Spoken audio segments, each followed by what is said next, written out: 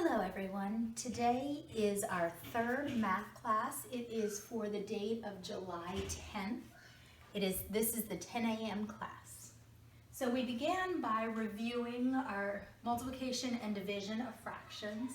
We've done this quite a few times, so copy down these problems and push pause and go ahead and try them, and we will check them in just a minute.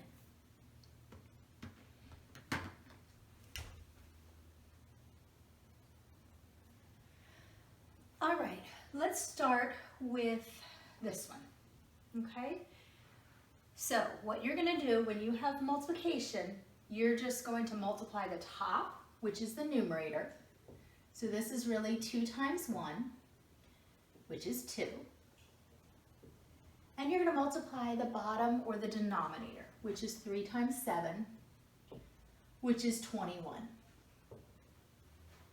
21 is not a prime number, but 2 does not go into it because this is only 3 and 7 and 1 and 21.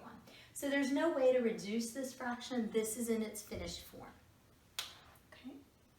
So this is the first step in multiplying fractions and the easiest one. Okay, so the next step, we have this problem. I know 7's a prime number. 4 is not a prime number because it's 1 times 4 and 2 times 2. But I know that 12 is 1 times 12, 2 times 6, and it is 3 times 4. And I already have that 4, so I'm going to change my 12 to the 3 times 4. And then I have a 7. All I've done differently from this step is realize that 12 is not a prime number, it is a composite number, and it can be broken into different factors that still mean 12, but they write it a different way. When I do that, that allows me to, 4 divided by 4 is actually just 1. Same thing with 7 divided by 7, it's just 1. Which leaves me with an answer then of 1 in the numerator and only a 3 left in the denominator. That is simplifying a fraction. If you had just multiplied, you would have had 28 over 84. Okay, that's kind of large. But by looking for the factors that I can cancel out, it makes my problem much easier. And this is how you would do an algebraic problem with variables. Okay, so that's why we want to start thinking this way. Okay? All right, our next one is division. Now, there are 2 things we need to do before we can start. First of all, we can put a 1 in the denominator because 10 divided by 1 is really still 10. Instead of division, we do not divide fractions. Instead, we multiply by the reciprocal. The reciprocal is that flip. So now it's 4 over 1. Okay? Now this is an easy problem. In our numerator, we have 10 times 4, which is 40. In our denominator, we have 1. Okay? And that really just gives us the answer of 40 because the 1 is understood. We don't really need that. So we have done these type of problems quite a few times now. You should be good with those. Simplifying might still be a little iffy, but we are just going to keep practicing that. Okay. The next thing we looked at during class was taking this one step farther. So what happens when you have a mixed number times a fraction?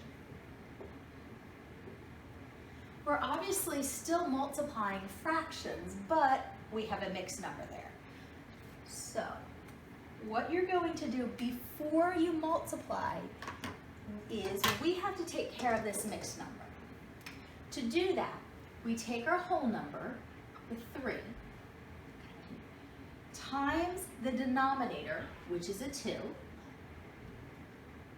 so we're going to multiply this one times this one. And then we're going to add to that the numerator, the 1. Your denominator is still going to remain that 2 though. So if I was to draw a picture, this says I have 1, 2, 3, half, right? But really, what we're doing is we're thinking of all these as halves. 1, 2, 3, 4, 5, 6, we only use one of these. And that's 7 halves. And you can count that up and see there's 7 semicircles. 1, 2, 3, 4, 5, 6, 7. So that gives us 7 halves. What you're really doing is 3 times 2, the whole number times the denominator, how many pieces you cut your pizza into. That's 6. 6 plus 1 is 7. And still over 2, because your pizzas are still cut in halves. Okay, so before you can do the problem, you have to turn your mixed number into an improper fraction. But once you've done that, then you take your fraction. So this is really 7 halves times 4 ninths. Okay. Now just like this problem, I know that 4 is 1 times 4, but it's also 2 times 2. So if I write it like that, I have a 7 and then 2 times 2. In the denominator, I have a 2 and a 9. Okay? Now, 2 divided by 2 is 1, which really leaves 7 times 2, which is 14, over 9. Now, if you were in algebra class, you would leave it as the improper fraction. But if you were doing middle school math, they usually want a mixed number. So, 9 goes into 14 one time. How many are left over though? Okay. And that leaves 5. So 5 over 9. Okay, so again, if you were in algebra class, you would be using the improper fraction. If you were in middle school math, chances are you're going to need the mixed number. But both of those mean the same thing, and you should be able to go back and forth. Okay. All right, let's try another one of those. All right, so the next one is 4 divided by 2 and 4/7. Okay, so again, we are dividing fractions, but we have this mixed number. So first we need to think through that. So this says 2 times the 7 plus the new number in the numerator, which is the 4. And your denominator is not going to change. It's going to stay the same. So 2 times 7 is 14. 14 plus 4 is 18. So your fraction is 18 sevenths. Okay. Now, when we put this back in here, 4, remember we're going to put a 1 underneath. Okay. That is divided by the fraction 18 sevenths, which is what this mixed number becomes as an improper fraction. Okay. When we work this out, we don't divide by fractions, we multiply by the reciprocal. So I'm going to just kind of bring this down here. So now we have 4 times 1, or 4 over 1, times the reciprocal of 18 sevenths, which is the flip, 7 over 18. I can see that there's going to be something in both of those. Okay? 4 has 1 times 4, which 4 doesn't go into 18, but it also has 2 times 2. So I'm going to think of this as 2 times 2 times 7. Okay? Down here I have the 1, I don't have to write it though. And 18 is 1 times 18, but it's also 2 times 9. I want to pick the factors that actually are going to allow me to cancel something out. Okay, there are other factors of 18, for instance 3 times 6, but that wouldn't help me here. Okay. Now, 2 times 7 is 14 over 9, which is exactly the same thing as over there. So we already know from doing it on that side, 9 goes into 14 one time, 5 left over, so 1 and 5 ninths. Okay? So the only extra step in these problems is that you have to turn your mixed number into an improper fraction. Okay? That's the only thing different. You're still multiplying and dividing fractions just the same as you've done previously. Okay? All right, still dealing with fractions, we're going to take a look at what happens when we're not multiplying or dividing, but instead adding or subtracting.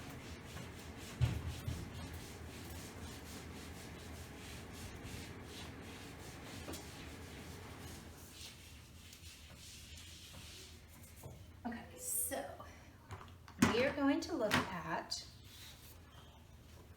6/8 plus 1/8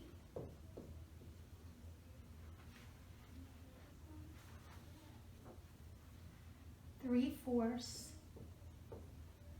plus 1/8 and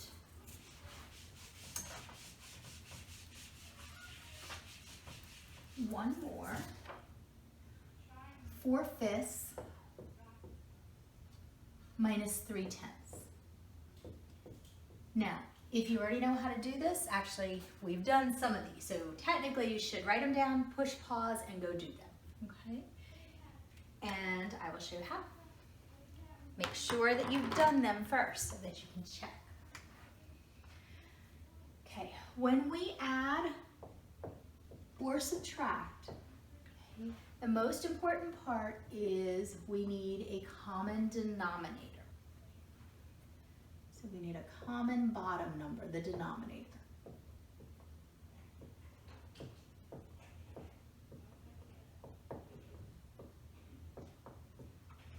Okay. We already have that in this problem. So what that means is I'm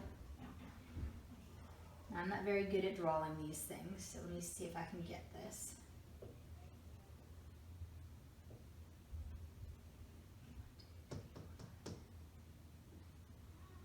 Is that 8? 1, 2, 3, 4, 5, 6, 7, 8. Yes, okay. What this says is I have 6/8. So I have 1, 2, 3, 4, 5, 6. Okay. Plus I have one more 1/8, which gives me a total of 7. And my pizza is still cut in 8 pieces, so 7/8. The denominator does not change. Your pizza didn't get cut in different slices. It still just has 8 slices, okay? All right, if we look at this one, this does not have common denominators, okay?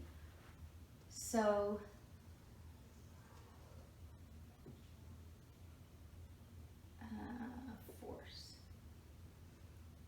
So this says I have 3/4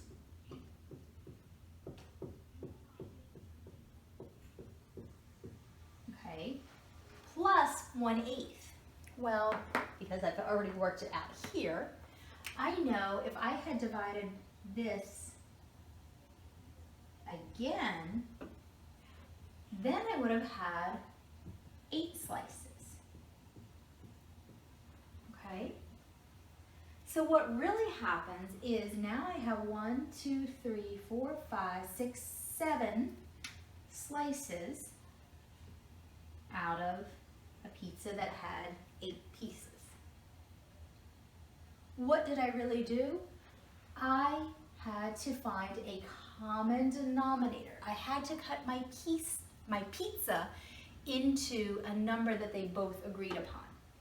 If I count by 4s, the next number is an 8. That matches. So I don't have to play with this fraction because right away I have my common denominator. My denominator is 8. My 4 times what gave me 8? Well, 4 times 2 gave me 8. And you can see in my picture, here was one of the 4 slices. To make it an 8 slice, we just cut that in half, didn't we? We doubled it, okay?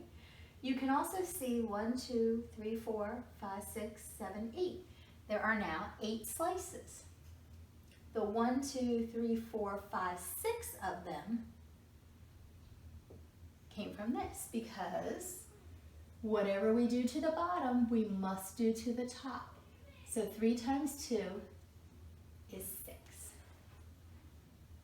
which really gets us right back at this problem here. So 6 plus our 1/8 gives us a total of 7/8. And you can see that in this picture. Okay, so you always need a common denominator when you are adding or subtracting. You need to have the same amount of slices in your pizza. If one pizza has 4 slices and one pizza has 8 slices, you're not getting the same kind of slices. A slice of 1/8 of a pizza compared to 1/4 of a pizza, there's a big difference. Somebody's getting more food than you are. Okay? So let's take a look at this one. We look at the denominator. Is our pizza cut in the same amount of pieces? And no, it's not. Okay? This pizza is cut in 5s. Oh boy, here we go.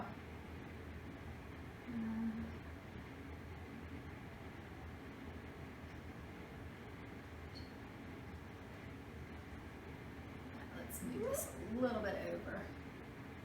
It's not quite exact, but you get the point, right? That looks pretty close. Okay, so there's 5 pieces of pizza, okay? We are eating 4 of those, or we have 4 of those. 2, 3, 4. Okay, we already gave 1/5 of the pizza away. Okay, now someone's gonna come along and take 3/10 of the pizza. This is not cut into 10ths, it is cut into 5ths. But I know if I cut these in half, I now have 10ths. Okay? So that means 3 of them got taken away. So let's see, here's 1, here's 2, and here's 3. So let's see here, this part doesn't even exist. Okay, that was gone before. I just took 3 of those away. What am I left with? I'm left with 1, 2, 3, 4, 5. Do you see that? But what I had to do is I had to take my big slices and make them smaller. Make them with a larger denominator, but a smaller piece. Okay, so let's take a look at this. I know that if I count by 5s, the next number would be 10, which is then a common denominator. Okay, so my common denominator is a 10. That means I get to leave the second fraction the same because it's already done. The first fraction, I have to think about this for a minute. 5 times what gives me 10? Well, we can see in our slices, we turned 1 slice into 2. We doubled it. We multiplied by 2. So we're also going to multiply the top by 2. 4 times 2 is 8. Whatever we do to the bottom, you also have to do to the top, just like if we were solving equations. 8 minus 3 gives us 5 over 10, okay, which is right here, we can see that. And you can also notice that this is really half a pizza, isn't it? The reason why is this is really 1 times 5. And this is really 2 times 5, isn't it? Those 5s cancel out, and you're left with 1/2 of a pizza. Okay. So when you have numbers that work nicely, like the 5 and 10, 4 and 8, you can easily draw a picture to see what's going on. But what we're doing is we're making sure that your pizza has the same amount of slices. Okay? To make it fair, you need to make sure the same amount of slices are in both parts, and then you can figure out the problem. Okay? We've done some of those before, but this is just another time on it. Alrighty. So that finishes up fractions for today. And we are going to move into some equations.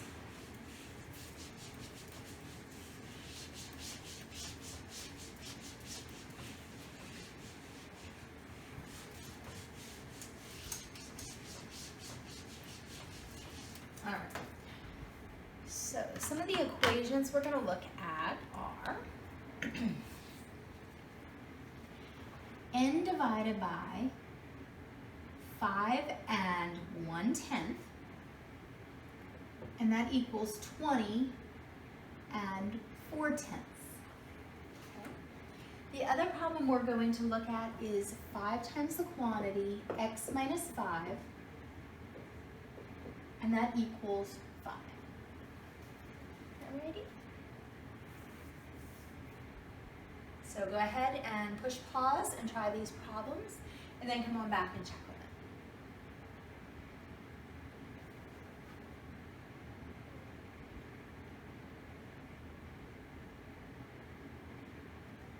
All right. This is n divided by 5 and 1/10. Okay, so this is a division problem. There's nothing else here. We're solving for n. And since there's nothing else there, that means we just have to get the 5.1 to the other side. We do the opposite. The opposite of the divide is multiply. So what we're going to do is multiply both sides by that 5.1. And I'm actually going to write this down here so we can do the multiplication. Okay? Remember, there is a 1 under there. I can see that those cancel out. That gives me that 1. So I'm left with n equals. But now we have to work this part of the problem out. Okay? This is just multiplication with 2 digits. So first we're going to multiply with the 1. So 1 times 4 is just 4. 1 times 0 is 0. 1 times 2 is 2. Okay? The 1 is now complete because it has touched each one of those digits in the top. We're going to put a 0 to hold that place, and we're going to move on to the 5. 5 times 4 is 20. Carry your 2. 5 times 0 is 0, plus 2 more is 2. And 5 times 2 is 10. We are now going to add this together. So 4 plus 0 is 4, 0 plus 0, 2 plus 2, and then the 0 and 1. But we're not done. We need to count how many decimal places there are. There's 1 here, and there is 1 here. So it's 2 decimal places. So I'm going to start from the end and do 1, 2. We put a decimal right there. So our n equals 104 and 4/100. Okay? That was one of the things I saw on those homework papers as we were having a little bit of trouble with place values. Okay? So this is the hundreds, 100. This is the tens, ones. The decimal is and. This place value is your 10th put the TH sound on the end, the tenth. And then 4 is in the 100th spot. So 100 with the ending. So this is 104 and 400ths. Okay. All right. Let's try the next problem. In the next problem, there's something that looks a little bit different. Okay, so what property do we need to use here first? Okay, and it is the distributive property. We are going to distribute that 5 to each piece. 5 times the x, bring down the sign, 5 times the 5, still equal to the 5 at the end. Okay, so that is your distributive property. Okay. Once you do that, now you have 5x minus 25 equals 5. And you're all able to solve this problem. This is one we've done since the very beginning of our time. So we want to solve for x. We're solving for our x. So we're going to take the 25 to the other side. We want to do that by adding the opposite. The opposite of a minus 25 or a negative 25 is a positive 25. Those cancel out, and that leaves us with 30 equals 5x. Okay? This is mom and dad when you're trying to separate from them. You're a teenager. Okay, so that's 5 times x. So we're going to do the opposite of times, or multiplication, and do division. So we're going to divide both sides by that 5. Okay, those 5's cancel out. That leaves us with x equals 30 divided by 5 is 6. Okay. So this problem actually came in right about here. This was a one-step problem, but it had decimals. And this one was a three-step problem because we needed to do the distributive property first. Okay, so we've done quite a lot of equations by now, so you should be pretty good with those, but they don't go away, and that's why we keep doing those. And the one last thing we worked on was a graphing problem. So y equals 4x minus 9. Okay, and this is the last one we're going to do today, so go ahead. And you should be able to do it by now, so go ahead and take a try on this.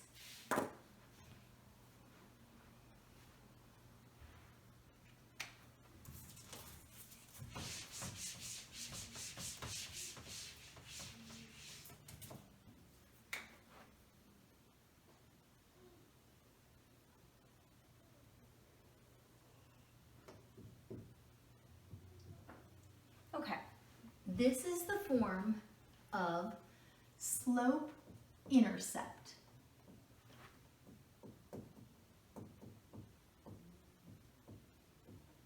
Which means y equals mx plus b. So just looking at this, I can see that the m, well, if it's whatever's in front of the x, that should be a 4. And that is my slope. My b, see how it's a plus b? Now this isn't a plus. That means my b is actually the negative 9. Because I could think of this as plus a negative. Okay, it means the same thing. Okay, if you were in algebra, you would go ahead and graph from this point here. Since we are still learning about algebra, we're going to actually do a table right now. Okay, x is your input. It's what you put in. It is actually independent. It does not matter. You can put anything you want in there. Okay.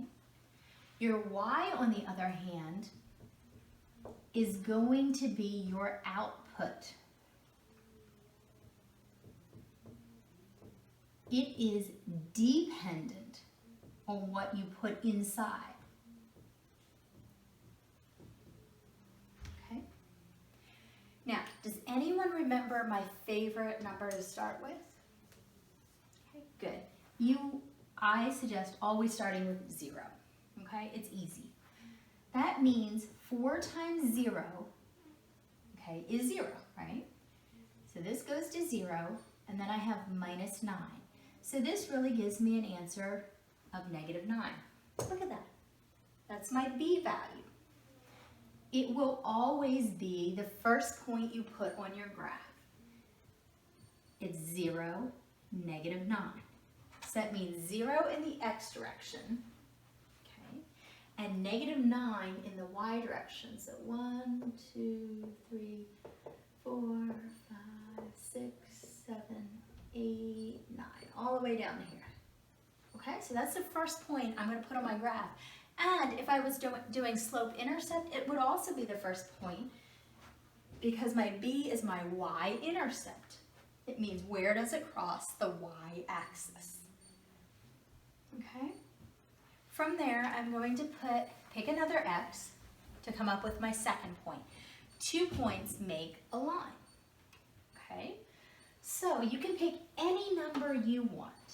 I'm just going to pick 1. Okay. So I'm going to take 4 times my x value of 1. So that's 4. 4 minus 9. So I have $4, but I want to buy something for $9. That means I'm going to end up negative 5. So my ordered pair is 1, negative 5. Okay? That means 1 in the x direction and 1, 2, 3, 4, 5 in the negative y direction. Oops. 2 points make a line. Okay? But I always like to do 3 points to make sure it's a straight line and I didn't make some mistake. So I'm going to put in, 3 now, okay? Again, whatever you want. 4 times my x value of 3 is 12. 12 minus 9 gives me 3. So my ordered pair is 3, 3. And again, whatever number you pick. That tells me when my x is 3, my y is also 3, which looks like it's about there, okay? So now I'm going to go ahead and connect those points somewhat.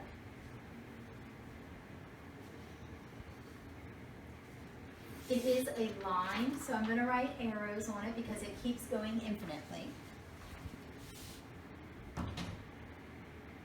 Okay, and there's our line. Now, my slope is 4. 4 is a positive number. We read from left to right, so that means we are going up the hill. Does that make you think of positive or negative if we're going uphill? And yes, it makes us think we are positive. Okay. Our slope being 4, well, that's a positive number, and so we're going uphill. Okay.